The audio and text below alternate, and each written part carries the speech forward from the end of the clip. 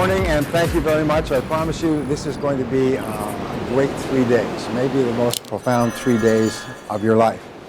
I started off my life quite humbly. I did not graduate from high school, and I worked at laboring jobs for several years. And when I could no longer find a laboring job, like many of you, I got into sales. And I struggled in sales for a long time, and then I began asking the question, why is it that some people are more successful than others? Later, I studied and I found that very often a key question will hit you at a particularly vulnerable time in your life, and your whole life will go off in a different direction. And my life went off in a different direction from that question. I began to ask, why is it that some people are more successful than others? Why is it that some people accomplish vastly more, make far more money, they are more successful in their careers, they have better relationships, great families, fabulous health, they live a long time, they go on cruise ships and beautiful restaurants, and the great majority of people, as Emerson said, live lives of quiet desperation. I think quiet desperation means that they feel that they could be doing far better than they are. And the worst of all is when we look around and we see people who are doing better than we are, and we compare ourselves with them, it makes us both angry and makes us frustrated.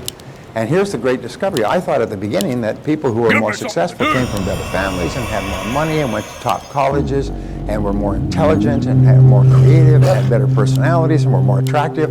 I thought all those things were the reasons why people were more successful. And then when I was about 28, I came across some research from Harvard that said none of them are true. There's people who came from terrible families who are billionaires, people who came from billionaire families who are impoverished and driving taxi cabs.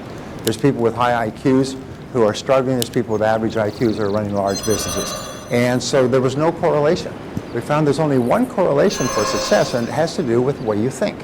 Is that if you think differently, your whole life transforms. And I wanted to tell you just a quick story. Anyway, years passed, and I began to learn these principles and to practice these principles, and my life gradually got better and better. And then I became a really intensive student of what I'm going to teach you today, tomorrow, and Sunday. And as I began to use these principles, it was like stepping on the accelerator of a car or pushing down on a dynamite detonator, and wham! Things changed so profoundly for me and for everybody who began to use these principles. Well, anyway, I got to the point where I had a goal, and we'll talk about this later. I had a goal. It was a fantasy. I was driving a used car, and I saw a guy who was younger than me who turned out to be not as smart as me, and there's nothing will make you madder than to see somebody who's dumber than you, who's making more money than you know? And this guy was driving a brand new, beautiful 450 SEL silver gray Mercedes-Benz, one of those big, beautiful, luxury limousines. And I saw this guy driving this car, and I was so envious of the car. I said, that's the car I would love to have. I would love to have a car like that. And whenever I saw cars, by now, whenever you think of that, you trigger what is called your reticular cortex, which is the part of your brain that makes you alert to cars. So then you start to see Mercedes-Benzes everywhere. Everywhere you go, you start to see them.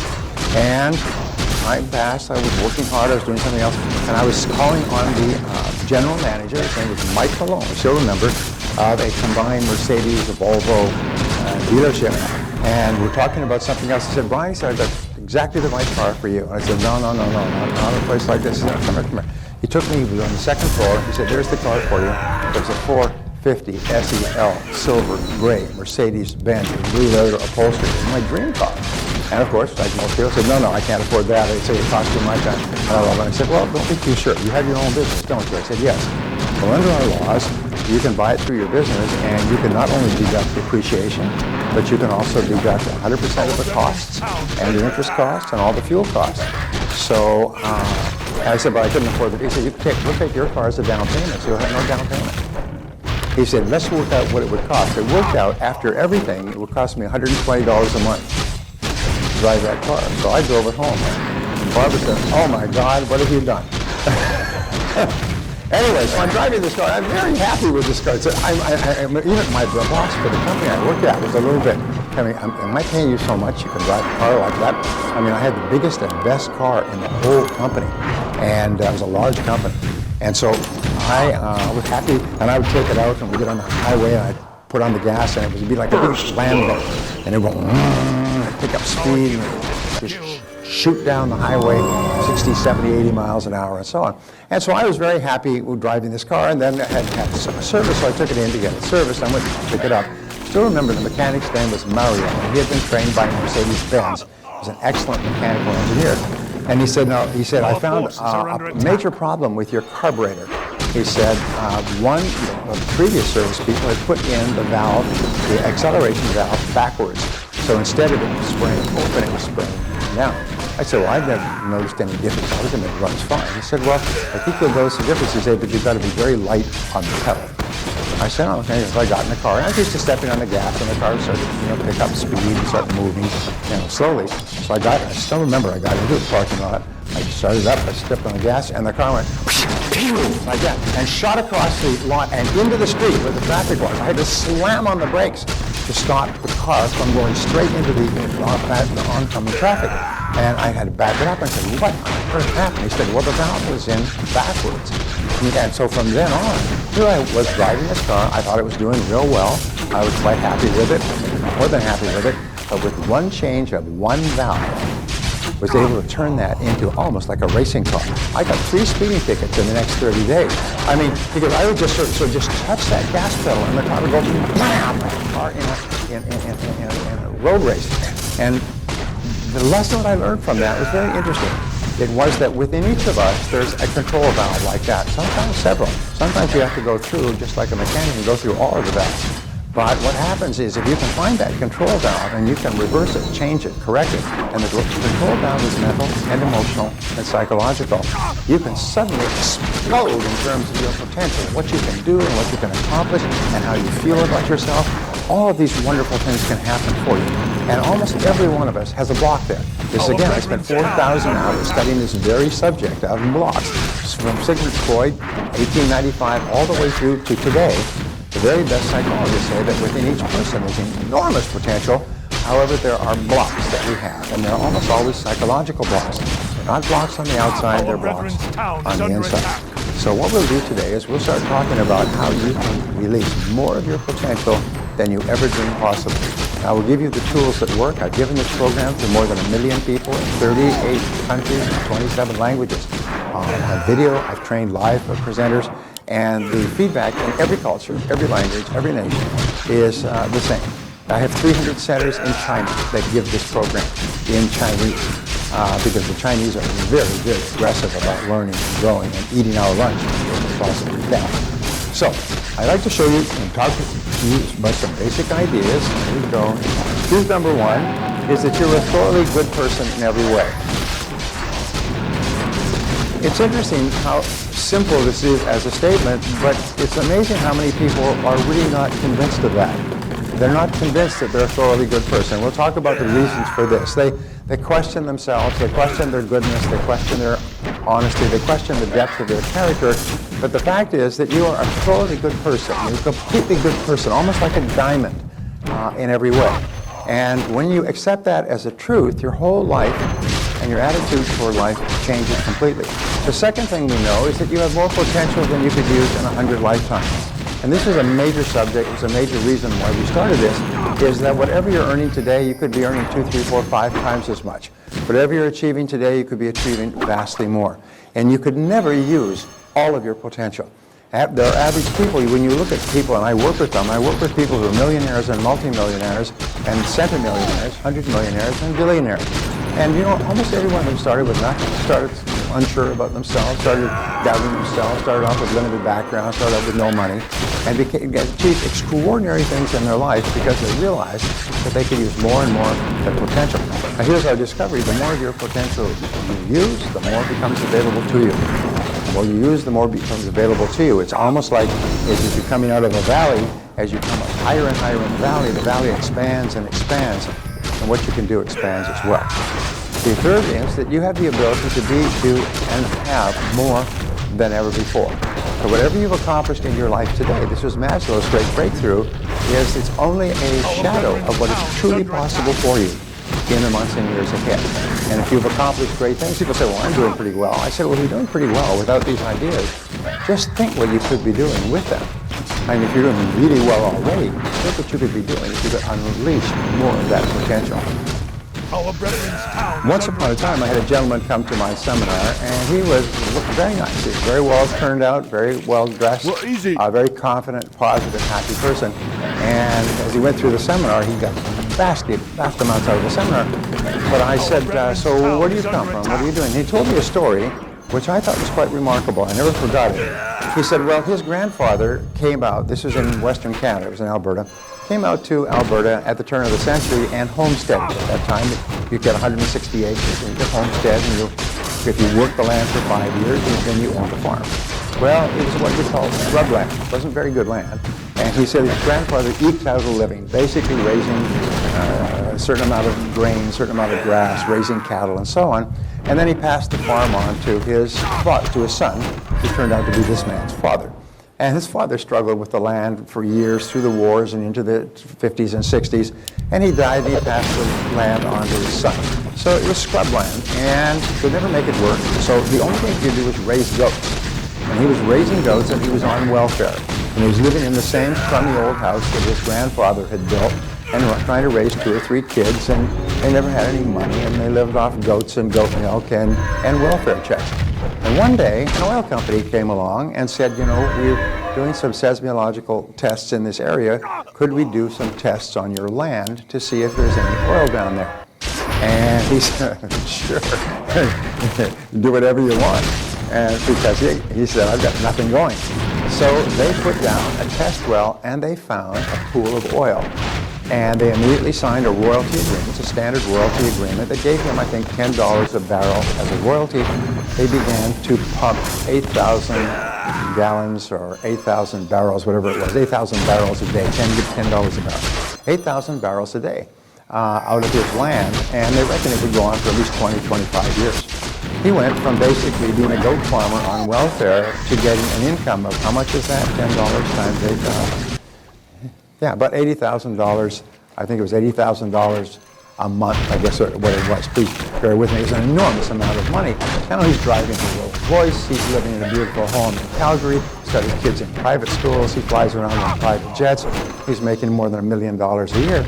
He said, but the interesting thing about that is that the oil was always there. The oil was always there. The oil was there when my grandfather settled the land. The oil was there when my father had the land. The oil was there all my life. He was probably in his good 30s at this time, but I couldn't do anything with it until somebody came along and found it and showed me how to get it out of the ground.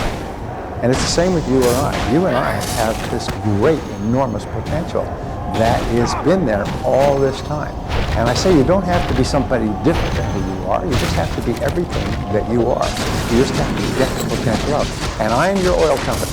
I've come along and I've done the seismological test, and I'm going to put down the test well, and I'm going to show you how to start getting enormous quantities out of that out of that great reservoir that lies within you. Here's another truth about you. You can learn anything you need to learn to achieve any goal you can set for yourself. Now, my friend Les Brown says, to achieve something you've never achieved before, you must become someone you've never been before. And I say you have to learn something you've never learned before. But the wonderful thing is, the more you learn, the more you can learn, is that every person has an enormous untapped resource of intelligence. So you can learn any subject. You can learn how to be a doctor, a lawyer, a dentist, an architect, an engineer. You could learn how to do anything. The only thing that stands between us and great success is simply learning how to do things better and different.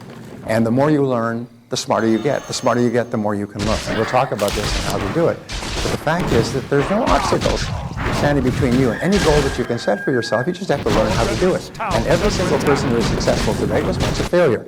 Everyone who's in the top 10% started where? In the bottom 10%. And then they set very clear goals, and they learned specific things, and they did things differently from the average person, and their life took off like that Mercedes-Benz touching on the gas pedal, blam, their lives changed. So sometimes the absence of one subject, one piece of knowledge, can hold you back for years. And I say never allow yourself to be held back because of the absence of a piece of knowledge or skill. Because all business skills are learnable. All money-making skills are learnable. All success skills are learnable. Everybody who knows them now at one time did not know them at all. And so you can learn anything you need to learn. Here's another one. Your life only gets better when you get better. It's amazing how many people want their lives to get better, but they don't want to change. They don't want to improve themselves. They want things on the outside to get better, but there's a direct one-to-one relationship, which you'll learn about in the next few minutes, between what's going on the inside and what's going on the outside. The rule is, and it is literally a spiritual law, is you cannot have anything more or different on the outside than you are on the inside. But the wonderful thing is that there's only one thing in the world that you can control, which is what? What's going on inside of you. And by controlling that, you can control your entire world, which you'll learn in a few minutes. Now, another truth is it doesn't matter where you're coming from, all that matters is where you're going. One of the most important things in life that I've learned is most people are held back because of regrets. And Barbara and I came across this article a few years ago, and it said, analyzing a psychiatrist, it was an interview with a psychiatrist who had worked with unhappy people for 25 years, very prominent social psychiatrist, worked with top people. He said the most common words he ever heard when someone came to him for counseling, which would take anywhere from 6 months to 6 years, he said were the words, if only. If only my father, if only my mother, if only I had, if only I hadn't, if only they, if only this, if only that. He said the words if only preceded an entire lifetime of grief. So what we did is we made a decision, and we passed it on to you, is no more if onlys. No more if onlys in life. Never say the word again. As far as we're concerned, the past buried the past is gone. There's no more if onlys in your life. And when you leave all of your if onlys, all of your regrets from the past, suddenly your whole life starts to open up. So from now on, just remember, all that matters is where you're going. You cannot change the past. One of the great rules in life is never be upset about something you can't change, and you can't change a past event. So what we do is just let the past events go. Probably 95% of all unhappiness is caused by past events, which can't be changed anyway. Once you let your past events go, I had this discussion with a very smart woman. She was interpreting for me in Kiev, in Ukraine. And she said, you mean you can just forget about things that happened in the past? Just let them go? I said, yes. She said, she never heard that before. She thought if you had had a bad past experience, you had to carry it with you. Sort of like a wounded animal. You have to carry it with you and pet it and stroke it and keep it alive and we talk about it and share it with your friends and think about it at night and so on. She said she never had to, she never did it. You just get rid of it. Just chuck it.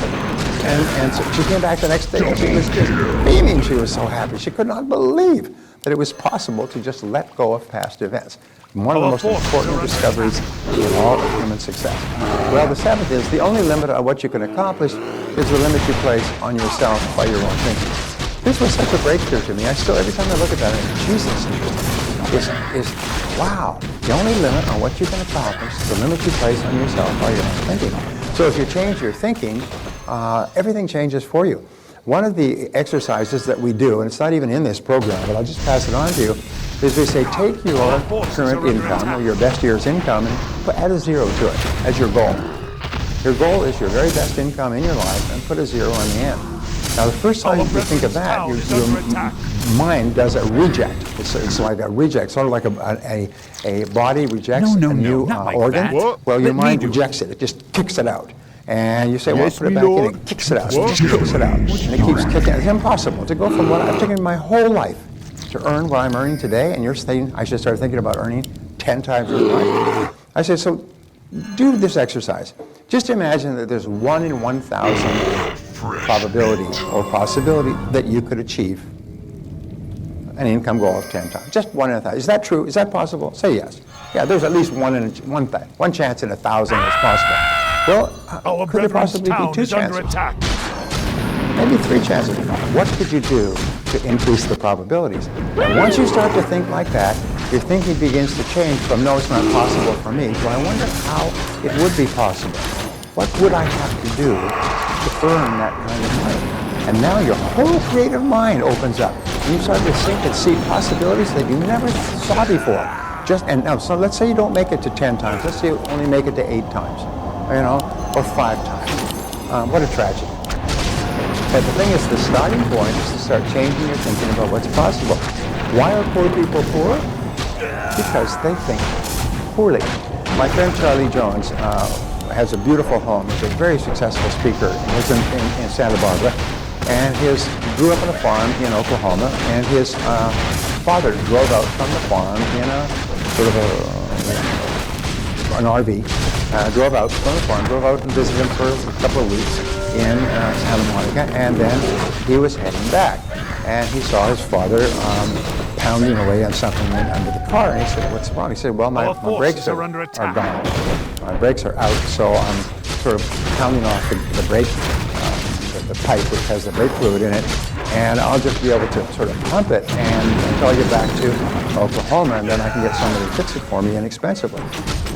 He said, Dad, he said, that's crazy. You can't drive all the way back to Oklahoma with no brakes. He's going to use the emergency brake and everything else. He said, oh, let's get it fixed. He said, well, it costs a lot of money in a place like Santa Barbara. I said, but what are you talking about? I said, what if the brakes failed on a grade or on a winding road or something like that? He said, you could die. He said, why is it you're so cheap? He said, Charlie, he said, poor folks have poor ways, and it's really hard to get over. Poor folks have poor ways. Always remember that. Poor folks have poor ways. They think poor. They think cheap. They think saving. They think spending as little as possible. They think how little money they have. But you find that successful people have successful thinking. They think very, very differently than poor people. And so remember that poor folks have poor ways, but rich folks have rich ways. It's because people who make a lot of money, my friend Jim Rohn said, he said the most important part of becoming a millionaire is not the money, but it's the person you have to become a millionaire. You have to become a totally different person to go from zero to being worth more than $1 million. But the good news is that if you lost all of your money because of a crash in the economy or something else, you can make it all back again because now you're the kind of person who can make it. Once you become a millionaire in your thinking, then it's only a matter of time before you quickly destroy that amount of money in your reality. So the starting point is to change our thinking, which we have said over and over again. Moving right along. Things to think about. I came across these last week. I thought you'd be interested. This is Dr. Seuss. Today you are you. This is truer than true. There is no one alive who is youer than you. Isn't that true?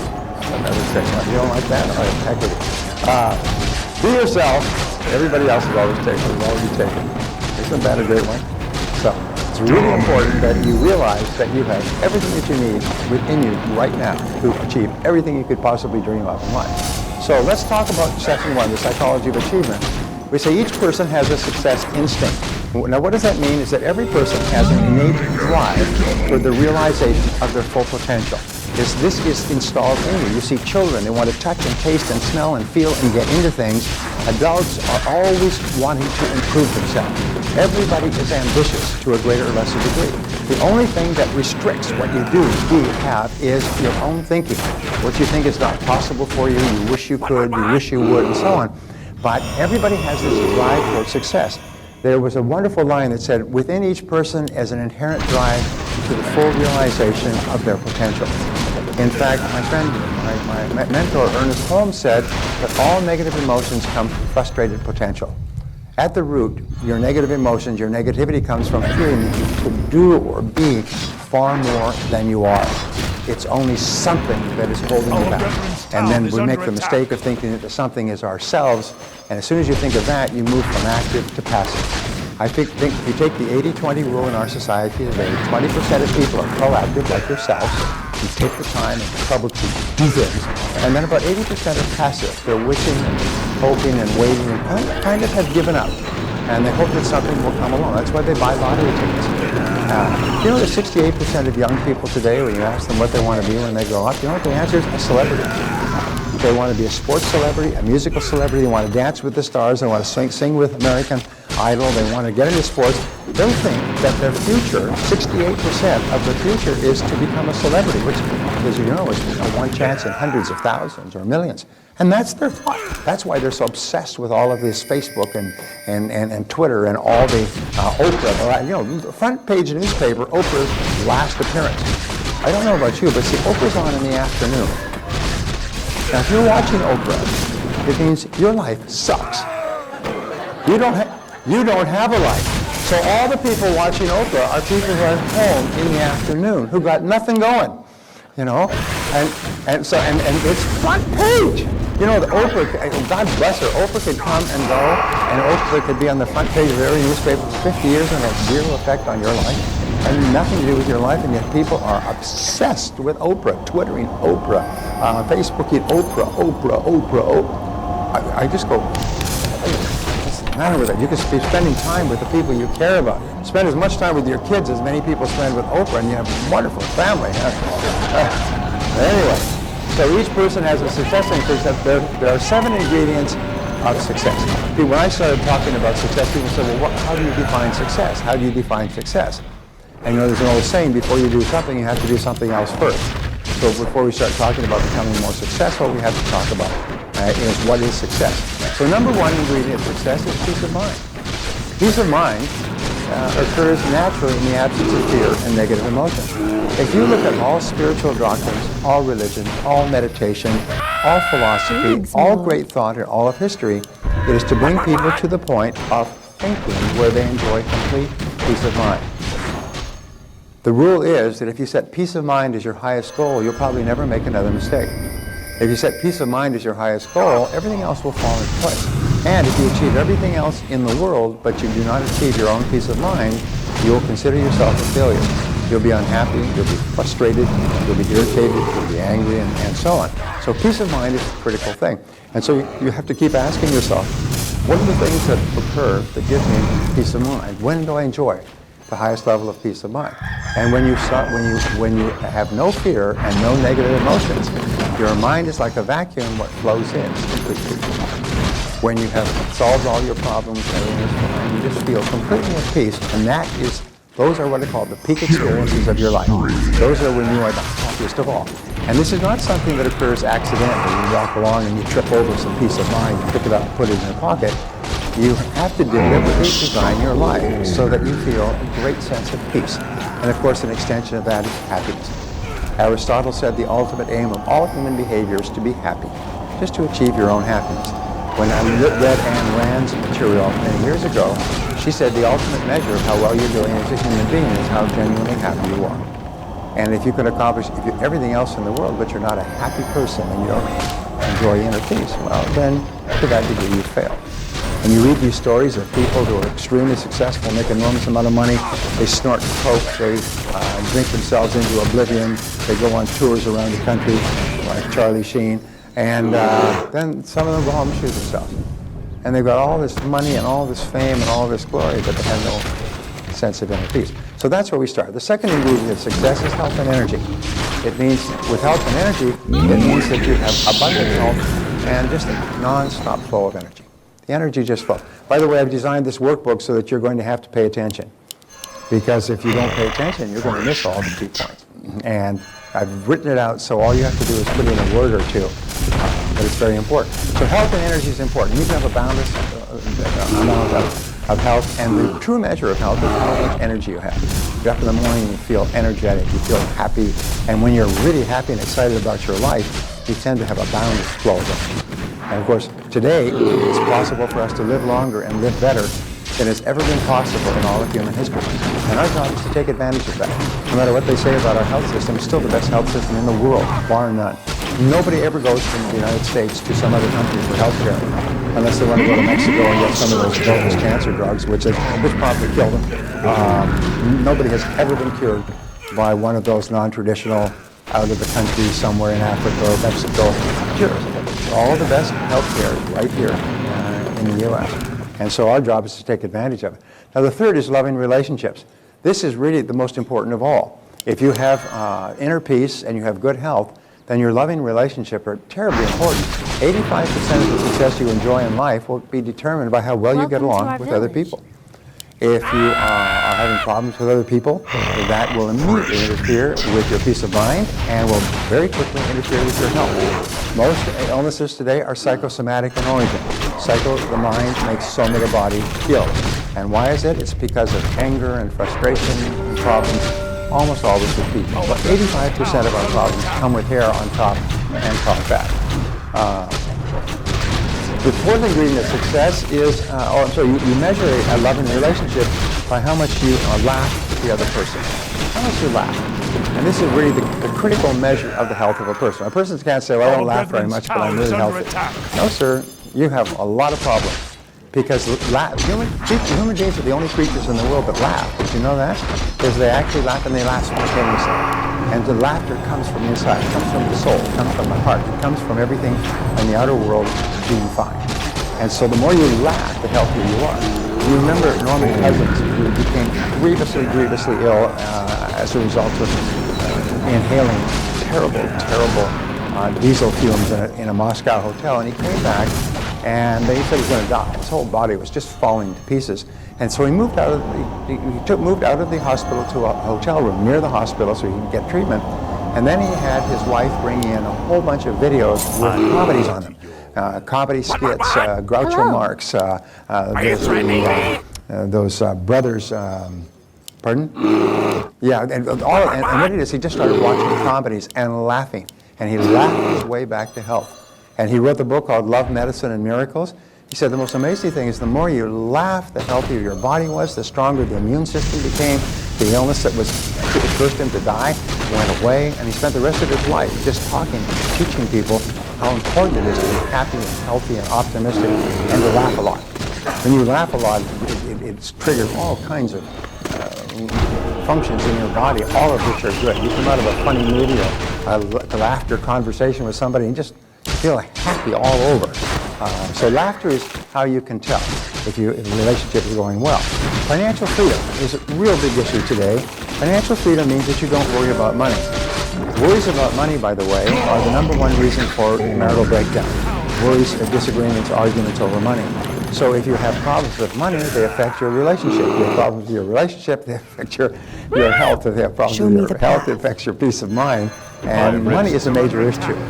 We've been living through the most affluent country in the most affluent time in all of human history for the last 50 years. We've grown up in a level of affluence that is unimaginable for 95% of the world. And we've come to believe that this is what we're entitled to. You grow up in America, you're entitled to a fat life.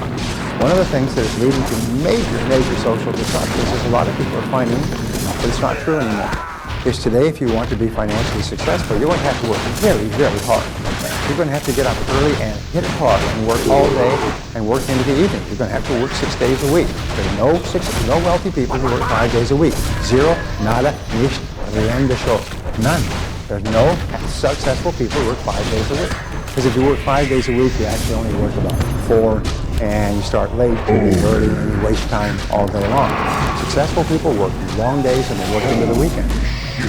However, they're doing something they enjoy, and they're doing something they get tremendous satisfaction from because they're making progress. And as a result, it's really not work. You know the old rule, I found something I love to do and I never worked again for the rest of my life? I worked 7 days a week, but I never worked again.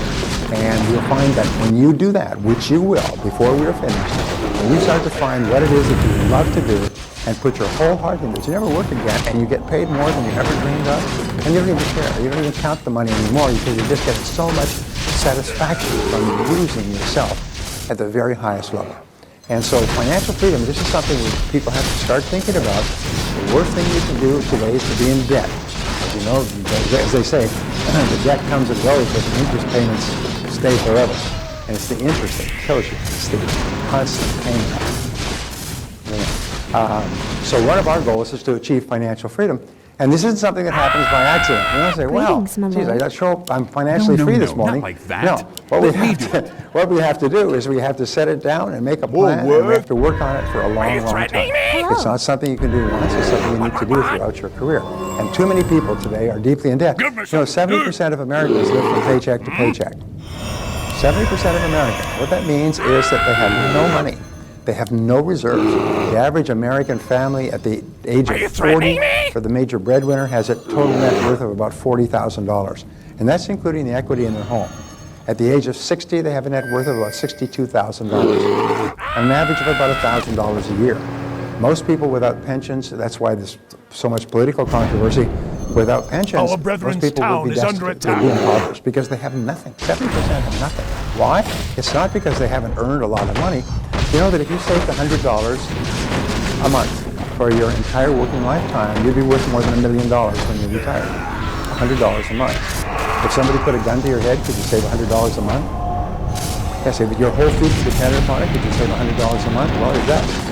People don't even save that. They spend it and buy stuff they don't need to impress people they don't like. Anyway, so number 5, worthy goals and ideals. And worthy goals and ideals are what really set you off. Worthy goals and ideals give you a sense of meaning and purpose. They make you wake up in the morning and you're excited and it's hard to get going. There's a lot of people who love to sleep. They love to sleep because they've got no reason to get up.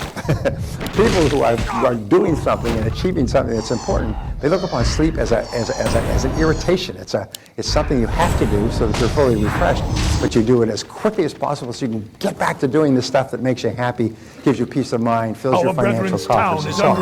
The 6th ingredient of success is self-knowledge and self-understanding.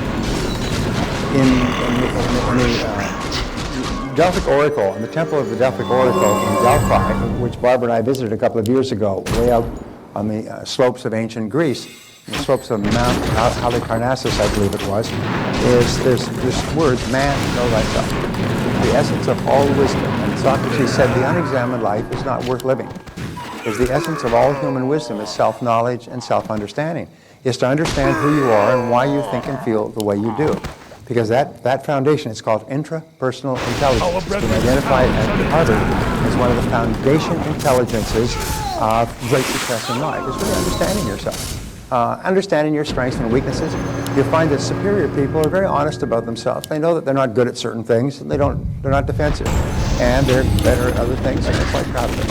And the last ingredient is personal fulfillment and self-actualization.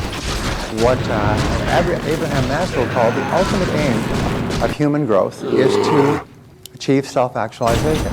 Self-actualization is where you feel each day that you're becoming everything you're capable of becoming. You feel that you're continually growing and that your goals are greater and greater. You're becoming better and better. You're learning more and more. You're doing more and more. And you find that what Maslow found is about only 2% of the population actually reaches the high level of self-actualization, where they really feel that their life is just terrific, just expanding, it's wonderful, and they've got so many things going on, and they're happy most of the time, and they're cheerful, and so on. Get along wonderfully with others. Only 2%. He called self-actualization being, and the achievement of self-actualization, the fulfillment of a being need, a being as a person. He said 98% of the population are plagued by what he called deficiency needs. They're constantly compensating for their inner deficiencies and their worries and their doubts and their fears and their past experiences and so on. Only 2% reach self-actualization. Before we're finished, we'll all be at that 2%, where deficiency needs just drop off like the first stage of a rocket out of Cape Canaveral and gone, and just have the command. So what I'd like you to do now is I'd like to take, or let me finish the last one. We say the key to success is, first of all, understanding. And understanding is, is understanding yourself and understanding your world. And that takes some time, it takes some study. And the second is effort, is you have to work. You have to be willing to make the efforts necessary. When I began to study Ouspensky and Gorchev many years ago, they called it the work. And there's always work that you have to do. If you want to become physically fit, if you want to lose weight, there's a lot of work that you have to do. And unfortunately, most people, the bottom 80% of people, are lazy. Actually, there are three types of lazy. They're lazy, very lazy, and bone lazy. And one of the greatest problems we have in our society today is lazy people who want the rewards that hardworking people get. And they call the lazy people the average person. They call successful people the millionaires and billionaires, the millionaires and billionaires, the millionaires and billionaires, without realizing that all of those people started with nothing. Well, many of them were poor, many of them were immigrants, and they worked 20 to 30 years to become financially successful, and they say, well, these people should just be made to share this wealth that just fell in their hands. I mean, like there was a politician who ran for the presidency some years ago, and he said, those who have been lucky at the gaming tables of life should be forced to share their winnings with those who have not been as fortunate. Our brethren's town is under attack. That's the mindset. In other words, if you're successful, just so therefore you don't really deserve it, so it should be taken from you and given to others. The fact is that it takes tremendous effort for you and I to achieve any kind of success. But wonderfully enough, you can shortcut the efforts, which we'll learn how to do today. So I want you to give yourself an exam here, and give yourself grades on, in this exercise, page 5, and just give yourself a grade on a scale of 1 to 10 in each of these areas. And just be honest with yourself. This is not for you to share with anybody unless you want to share. But question number 1, on a scale of 1 to 10, how much do you agree with, I am completely free from fear, stress, anxiety, want, and other negative emotions? Give yourself a grade of 1 to 10. Interestingly, in a 1 to 10 scaling, which you can use for the rest of your life, your answer is always intuitive, instant, and accurate. Whenever you have it from 1 to 10, how'd you like that movie, scale of 1 to 10? 7. I mean, it's instantaneous. Question number 2, I am able to enter into and fully enjoy complete fulfillment in my relationships. Give yourself a grade. 1 to 10, how much do you agree with that? I enjoy vibrant health and endless energy. Unstoppable. So that's on, and 10 would be the highest. From always sick and overly fatigued to vibrantly healthy and energetic. Number 4, I am completely free of money worries. Ooh, sorry about that. Give yourself a grade on that one. Number 5, I have clear goals and ideals that give purpose to my life. That's a great question. 1 is totally undirected, and 10 is very, very clear purpose. Number 6, I completely understand myself and why I do the things I do. This will be a real shock to your mother-in-law, whatever grade you give yourself there. Number 7, I sincerely believe that I am becoming everything I am capable of becoming. So give yourself a grade. And the reason we do this, and we say now on page 7, what one action are you going to take immediately as a result of what you've learned in this lesson? And your action can be simple. Improve on scale number 5. Or is set clear goals for my life. Well, it could be something simple, but it'll be something that pops into your mind. So here's a quick question. What is the most important part of this seminar? What is the most important part of this seminar? I see my coming here is an emergency. The answer is what you do afterwards. It's the actions that you take. One of the differences between successes and failures is successful people are intensely action-oriented, and failures are talk-oriented. Talk. But successful people are action-oriented. They get an idea and they take action on it. And they immediately get feedback, which enables them to correct and take more action. So whenever you come to a place like this in the workbook where it says what one action are you going to take, just jot down the first thing that comes to mind. And then you can accumulate those later. And you'll end up with a whole series of actions that you can take when you leave here. And sometimes one idea that will pop into your mind during our time together will change your life. I cannot tell you how many people have said, when you were saying that, I thought of something, had nothing to do with what you were saying, I wrote it down, changed my life. I've had people leave this on the verge of bankruptcy and come back 3 years later with 13 companies and $10 million in the bank. It changed my life. One idea, one concept. I took it back to my company, transformed my company. I duplicated it in the second company, third company, fourth company. We said sold the concept, licensed other people. I mean, one idea. So if you get an idea, here's the rule. Catch the idea and write it down. Catch the idea and write it down. Because sometimes it goes through your mind like a comet. And if you don't catch it quickly, you lose it. And then a week or a year from now, you'll be thinking, oh, geez, I thought of that a year ago. Why didn't I write it down? So we don't want to have any regrets. No more if only I'd written it down. No more if only. Which brings us to 7 mental laws. 7 mental laws. Lesson, here's whatever the mind of man can conceive and believe, the mind of man can achieve. Yes. 7 mental laws. The law of control. The law of control says that you feel positive about yourself to the degree to which you feel you are in control of your own life. And their psychologists call this a sense of coherence, a sense of control. It means that when you feel you're in control, you feel happy.